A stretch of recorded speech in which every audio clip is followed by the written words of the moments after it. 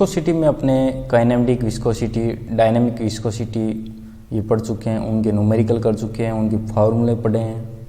अब क्या है, जो विस्कोसिटी पे कौन से नियम लगते हैं, कौन से जो लॉ बनाए गए हैं वो सारे पढ़ेंगे और पूरा डिटेल में पढ़ेंगे। तो विस्कोसिटी को अपने कंटिन्यू करते हैं।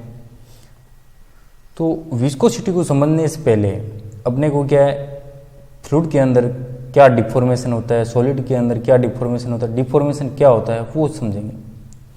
देखो यहाँ देखो, ये एक सॉलिड ब्लॉक है, ठीक है, सॉलिड ब्लॉक है।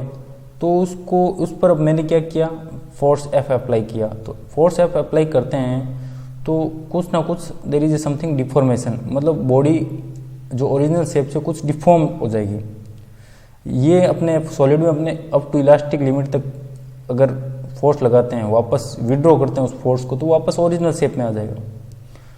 लेकिन अपने फ्लूइड की बात करते हैं, फ्लूइड में क्या होता है, कोई प्री डिफाइंड शेप नहीं होता।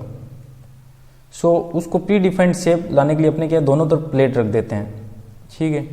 अब एक प्लेट को मैंने क्या कर दिया फिक्स्ड, और सेकंड प्लेट को क्या उस पर फोर्स F अप्लाई कर रहा हूँ। तो अप्लाई करने से क्या होगा, जो ये फ्लूइड है वो डिफॉर्म होगा विद टाइम। जैसे T1 टाइम में इतना डिफॉर्म होगा, फिर T2 टाइम में, और ये टाइम के साथ प्रोग्रेसिवली जैसे जैसे टाइम बढ़ेगा, आप देख रहे हैं इस नीचे वाले फिगर में कि डिफॉर्मेशन उतना ही होगा। मतलब ये मैटर नहीं करता कि शियर स्ट्रेस कितना, शियर फोर्स कितना स्मॉल है, कितना भी स्मॉल हो, ये कंटिन्यूसली डिफॉर्म करेगी फ्लूइड के अंदर। अब विस्कोसिटी की बात करते हैं। विस्कोसिटी होता क्या है, देखो विस्कोसिटी एक फ्लूइड की प्रॉपर्टी है, सबको पता है। जैसे सॉलिड में क्या होता है, जैसे सॉलिड में दो ब्लॉक हैं जैसे ये, तो अगर वह इस ऊपर वाले सॉलिड ब्लॉक को अपने खींचे, फोर्स अप्लाई करें, तो ये क्या यहाँ क्या होगा, फ्रिक्शन जनरेट होगा। सेम वैसे ही विस्कोसिटी क्या है, फ्लूइड के अंदर एक इंटरनल फ्रिक्शन है जो डेवलप होता है, जो रिलेटिव वेलोसिटी के कारण। जो एक जैसे अपने ये मान के चलें कि फ्लूइड क्या है, लेयर में फ्लो करता है, तो ऊपर वाली टॉप लेयर की वेलोसिटी हाई होगी और नीचे वाली वो क्या है, उसको और रिटार्ड करने की कोशिश करेगी, रोकने उसकी गति को कम करने की कोशिश करेगी। तो ऊपर जैसे जैसे बढ़ रहे हैं तो वेलोसिटी बढ़ेगी, और नीचे आएंगे तो ये प्लेट स्टेशनरी प्लेट की तरफ वेलोसिटी क्या होगी, कम होगी। तो रिलेटिव वेलोसिटी के कारण क्या एक इंटरनल फ्रिक्शन डेवलप होता है, जिसे अपने विस्कोसिटी कहते हैं। अब जैसे ये अपने ये एग्जांपल ये समझ लो कि फ्लूइड कैसे लेयर में, जैसे अपने कागज़ की रिम लेके आते हैं जो अपने बहुत सारी शीटों की, तो इस तरह बहुत सारे जैसे होते हैं ना फोटोकॉपी वाले पेज, तो उनको एक ऊपर से अगर प्रेस करें तो इस तरह का ये फ्लूइडिटी टाइप ये इस तरह दिखेगा, मतलब ऐसे फ्लो हो गए, मतलब पानी जो पेज है इस तरह फ्लो होंगे, वैसे ही फ्लूइड में ऐसे फ्लो होता है। तो एक्चुअली विस्कोसिटी होता क्या है, मतलब क्या फिजिक है इसके पीछे। तो अपने मान लो ये फर्स्ट लेयर फ्लूइड की, ये सेकंड लेयर, तो इनके अंदर क्या है, पार्टिकल होते हैं, मॉलिक्यूल होते हैं। तो मॉलिक्यूल के बीच में क्या है, फोर्स होता है। ये जितना ही ज़्यादा फोर्स होगा उतना ही ज़्यादा क्या होगा, विस्कोसिटी मतलब फ्लो क्या है, स्लो हो जाएगा। जैसे अपने पानी की बात करें तो पानी में आसानी से फ्लो हो जाएगा तुलनात्मक ऑयल के। ऑयल में क्या ज़्यादा जो कोएजिव फोर्सेस मतलब क्या होता है, जो एक जैसे पार्टिकल के बीच में लगता है, वो अट्रैक्शन फोर्स होता है, तो वो ज़्यादा होता है ऑयल में, और उसमें पानी के अंदर कम होता है। और जैसे ये तो मैं फ्लूइड के अंदर अगर लिक्विड की बात कर रहा हूँ, तो गैस में क्या होता है, गैस में ये कम होता है अट्रैक्शन फोर्स, और उनमें क्या होता है, कोलिजन ज़्यादा होता है। कोलिजन की वजह से विस्कोसिटी बढ़ती है। तो गैस के अंदर क्या होता है, molecular collision in gases, intermolecular momentum transfer. जब अपने टेम्परेचर वगैरह पढ़ेंगे तब इसको थोड़ा और समझेंगे। तो इस तरह ये विस्कोसिटी होता है। तो मेन कारण क्या है, viscosity is caused by cohesive forces between the molecules in liquids and by molecular collision in gases, मतलब उसको कहते हैं इंटरमॉलिक्यूलर मोमेंटम ट्रांसफर भी कहते हैं। ओके, अब पढ़ेंगे Newton's law of viscosity. Newton's law of viscosity क्या कहता है, it states that the shear stress on a fluid layer is, directly proportional to the rate of shear deformation और rate of angular deformation और velocity gradient. ये कहना चाहता है कि शियर स्ट्रेस होता है वो क्या होता है, the d theta upon d t या velocity gradient d u upon d y के प्रोपोर्शनल होता है। ये न्यूटन्स लॉ ऑफ विस्कोसिटी है। तो इस तरह के ऑब्जेक्टिव क्वेश्चन इस पर पूछते हैं। मतलब ये भी पूछ लेते हैं the rate of shear deformation, the rate of angular deformation और वेलोसिटी ग्रेडियंट, तीनों में से तीनों के ये प्रोपोर्शनल होता है।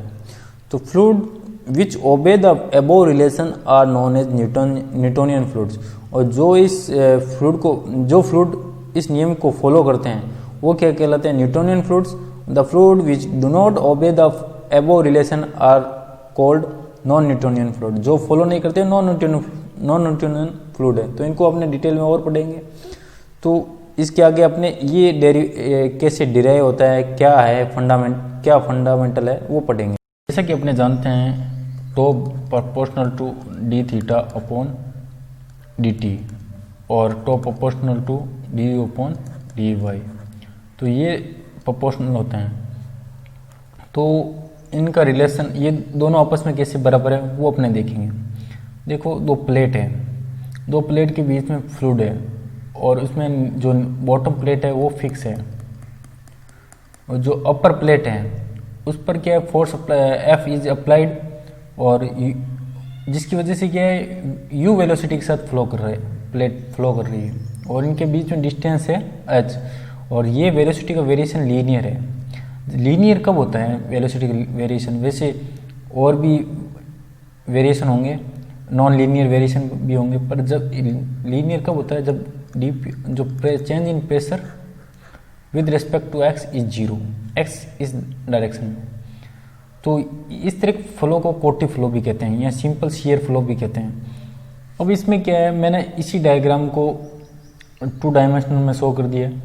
तो अपने ये कह रहे हैं डी टी टाइम में कितना डिफॉर्मेशन आ रहा है, कितना डिस्टेंस चेंजेस आ रहा है, यू डॉट डी टी, और यहाँ डी थीटा डिफॉर्मेशन है, वेलोसिटी क्या है, जीरो है। The fluid in contact with the upper plate stick to plate surface and move with at the same velocity. जो प्लेट की वेलोसिटी है u, वही वेलोसिटी या अपर लेयर है जो फ्लूइड की उसकी भी u है और ये फोर्स F है। And shear stress acting on this fluid layer is to equal to F upon A। ये क्या है, area of contact between the plate and fluid. Fluid layer deforms continuously under the influence of shear stress. कहने का मतलब है जितना ये matter नहीं करता कितना शियर स्ट्रेस है, कंटिन्यूसली डिफॉर्म होगी body. The fluid in contact with the lower plate assumes velocity of that plate which is zero. मतलब प्लेट की वेलोसिटी यहाँ फिक्स प्लेट है इसलिए ये क्या वेलोसिटी यहाँ जीरो है। तो यहाँ जो वो यहाँ लोअर लेयर होगी फ्लूइड की यहाँ पर, उसकी भी वेलोसिटी जीरो के बराबर है। तो इस तरह कंडीशन को कहते हैं नो स्लिप कंडीशन। मतलब जो एकदम टाइटली स्टिक हो जाएगी ये लेयर इसके जो प्लेट के। आगे अपने पढ़ते हैं वेलोसिटी। वेलोसिटी का एक फॉर्मूला होता है distance by time, simple basic formula. Distance क्या होगा, वेलोसिटी इन टाइम। तो इसी तरह अपने क्या है जो dx है ना, dx u dot dt time में। अब क्या है, distance travelled by top layer और प्लेट इन dt time u dot dt। इसलिए tan d थीटा क्या होगा, देखो tan d थीटा ये हो, इसके सामने वाला तो हो गया परपेंडिकुलर और ये हो गया h डिस्टेंस। ये डिस्टेंस कितनी है, h।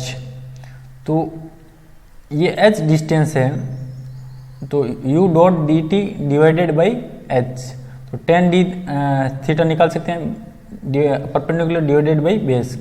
For small angle tan d theta equal to d theta. तो अब ये tan d थीटा अपने d थीटा लिख देंगे u dot d t divided by h। तो d theta by divided by dt क्या होगा, u अपॉन h। समीकरण number 2। The term d theta divided by d T is called rate of angular deformation. इसको rate of angular deformation कहते हैं। अब मैं क्या करता हूँ, जो ये यहाँ एलिमेंटल जो एक लेयर मान लो ये फ्लूइड की है और दूसरी लेयर ये है, इनके बीच में डी वाई ये ले लेता हूँ। डी वाई डिस्टेंस पर इनकी दोनों लेयर के बीच में डी वाई डिस्टेंस है। अगर इसकी यू वेलोसिटी है तो इसकी यू प्लस डी यू है। इस तरह का मैं एनालिसिस करूँगा। तो इधर देखो, इस तरह की मैंने दो लेयर ले ली। एक की है जो ऊपर वाली टॉप लेयर होगी उसकी वेलोसिटी हायर होगी, क्योंकि यहाँ जीरो से स्टार्ट बढ़ती हुई लीनियरली बढ़ रही है वेलोसिटी, तो इसकी थोड़ी कम होगी। इसकी u है तो इसकी u प्लस डी यू है। और यहाँ कितना एंगल बन रहा है, डी थीटा। और अब डी टी टाइम में ये डिस्टेंस कितनी होगी, d u dot d t divided by d y for small angles d theta equal to d u dot d t divided by d y. देखो यहाँ है ये कैपिटल U है और ये है स्मॉल u, तो d theta divided by d t बराबर d u upon d y. समीकरण नंबर 3। तो समीकरण equation number 3 by equation number 2 and 3 अपने इक्विवेलेंट करें तो कहने का मतलब है जो रेट ऑफ एंगुलर डिफॉर्मेशन और वेलोसिटी ग्रेडियंट के आपस में इक्वल है। और u अपॉन एच ऐसे अपने ओवरऑल टर्म्स में भी कहे तो प्लेट के बीच में पूछे तो u divided by h viscosity अगर पूछे तो continue. We conclude that the rate of deformation of a fluid element is equivalent to velocity gradient. Now by Newton's law of viscosity अपने कह सकते हैं। तो ये ऑब्जेक्टिव क्वेश्चन इन पूछते हैं तो दोनों आपस में ये बराबर है। अब क्या है, जब मैं प्रोपोर्शनल का साइन हटा दूंगा, तो क्या आएगा, म्यू क्या कहलाता है, कोफिशिएंट ऑफ विस्कोसिटी। म्यू को ऐसे भी लिख सकते हैं तो divided by d u upon d y, जो कि एक स्लोप है। ये क्या है, स्लोप है। अगर अपने ग्राफ प्लॉट करें इसमें टो वर्सेज वेलोसिटी ग्रेडियंट, तो इस तरह के एक लीनियर कर्व आएगा। तो ये क्या स्लोप है, म्यू की वैल्यू है विस्कोसिटी।